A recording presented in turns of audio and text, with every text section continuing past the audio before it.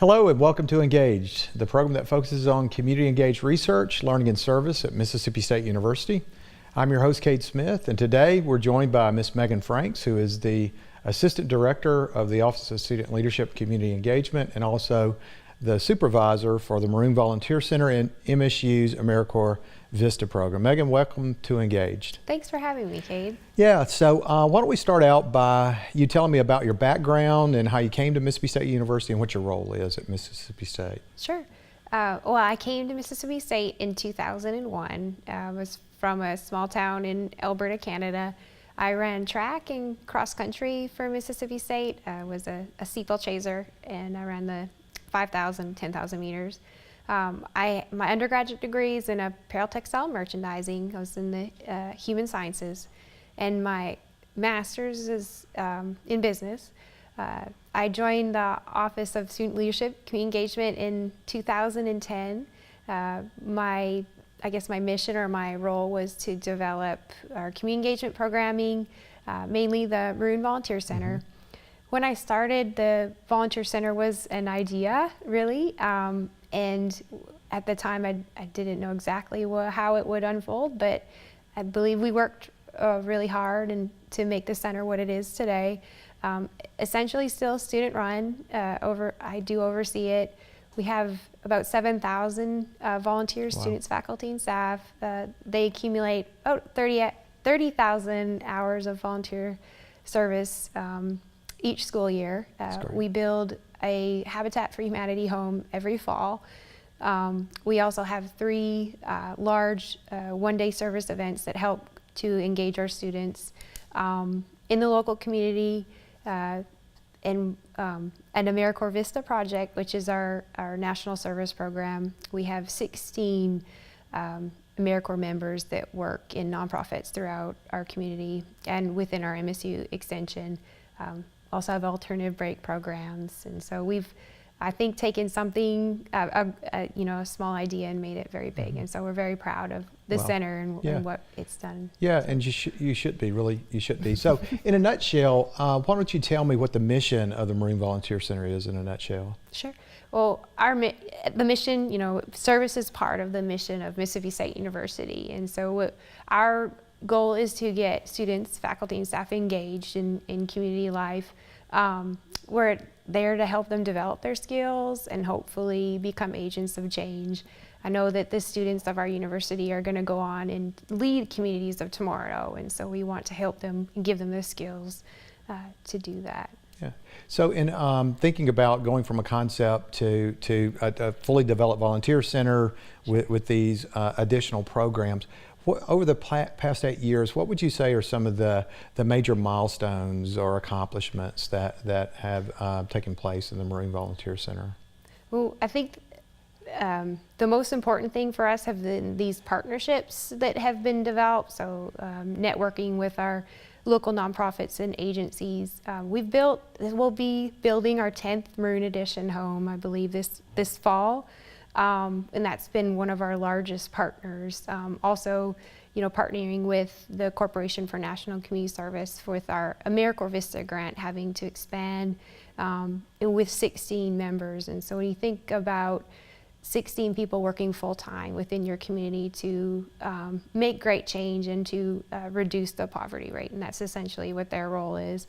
In some of these major partnerships, for one in particular that I'm very proud of, is with our local school district. We took students. We have hundreds of students that love to tutor and mentor. And tutoring and mentoring is a very popular service opportunity for students, and so we would get a lot of students working in our local nonprofits and after-school programs wanting to tutor and mentor. But what we found is that they weren't well equipped to be in those roles. And so with the assistance of some of our local community leaders and our AmeriCorps members and our students, we were able to develop a program called Bulldog Mentors, which was a training, a 4-hour workshop for students that they would need to attend before they were involved in a tutoring or mentoring role at local nonprofits.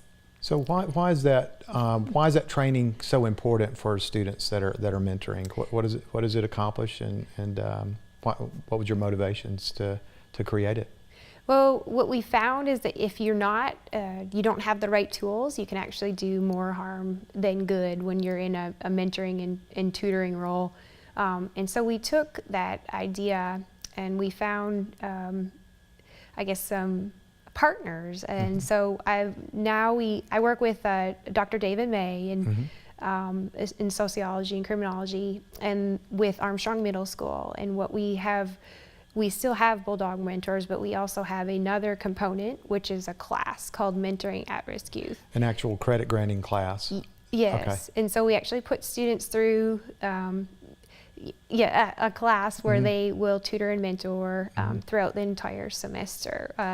Students at Armstrong Middle School that have been selected, maybe they're considered high risk, and so getting this upperclassmen students to guide them throughout their semester, and we get feedback from Armstrong. These are the issues that we're facing with our students, and this is what in the classroom setting, this is what we would like you to be working with your students on. And so if you're looking for examples of mutually beneficial partnerships, right. I believe that mentoring at risk youth program is a great example.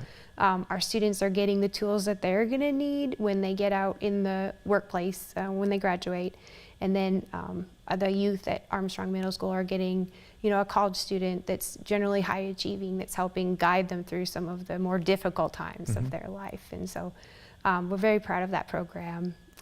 That has developed over time. Undoubtedly. So it started as kind of one-time student tutoring, and then you realized the need for training, and then that training program actually evolved into an actual class at Mississippi State University. Yes, preparing the students to really understand the challenges of growing up, and also how to support youth in that process. Yeah, super. So in thinking about partnerships, and what are some of the other partnerships that the Maroon Volunteer Center has? You mentioned Habitat for Humanity, sure. Maroon Edition. Do you want to tell us some about that, or are there some other partnerships that really have a nice arc of development, like what you described with our local schools? Sure. Well, through some of our large-scale service events, like Service Dogs Day, which is really geared towards new freshmen, or MLK Day of Service, we've been able to partner with some of our larger agencies. And so Noxubee Refuge, for example, they came to us a few years back and said, we are not getting volunteers. And so what we started is adding them to our large scale service days. And through just partnering with them over and over, we had a couple students that kind of, took on their leadership roles. And so kind of an interesting story with the refuge.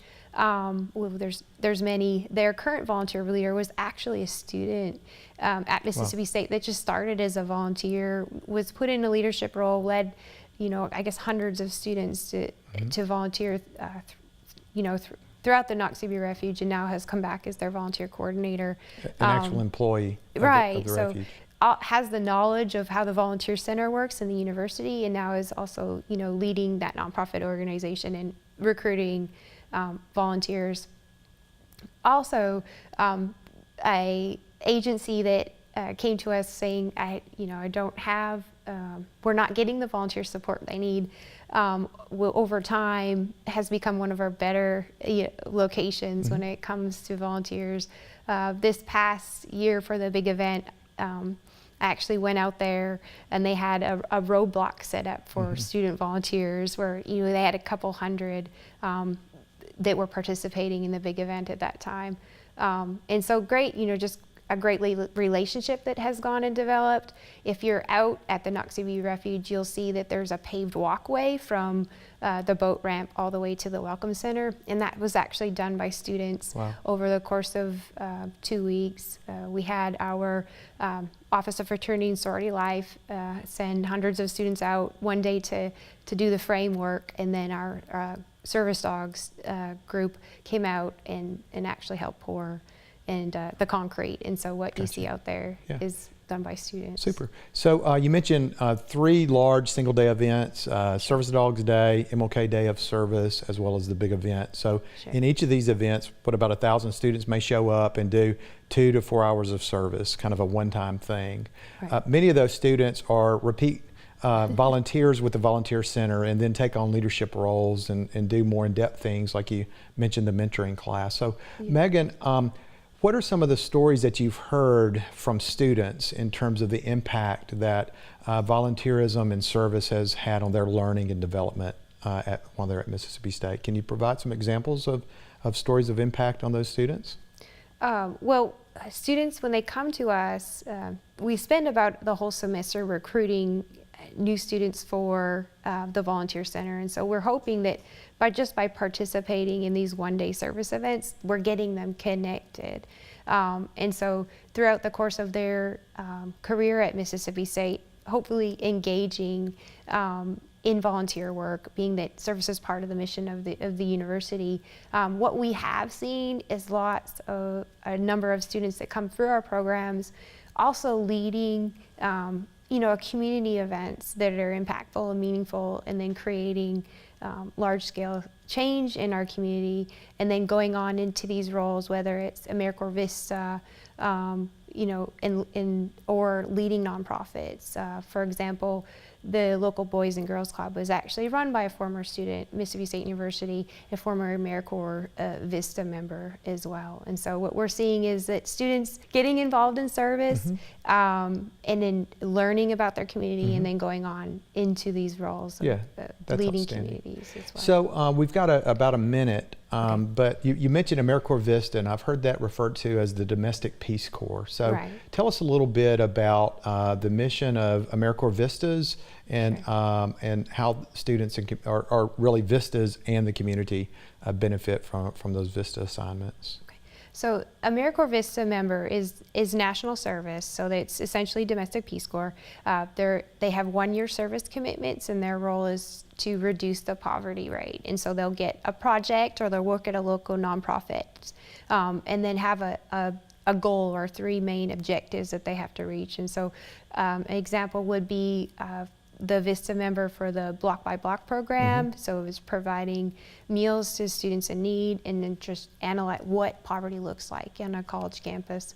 And so we have 16 of those AmeriCorps members working at local nonprofits. So a program that we're very proud of. Yeah. Well, Meggan, it's been a pleasure learning about the Marine Volunteer Center and all the great work that you do. So thanks for being here. And for those of you who are viewing, until our next episode, we encourage you to be engaged.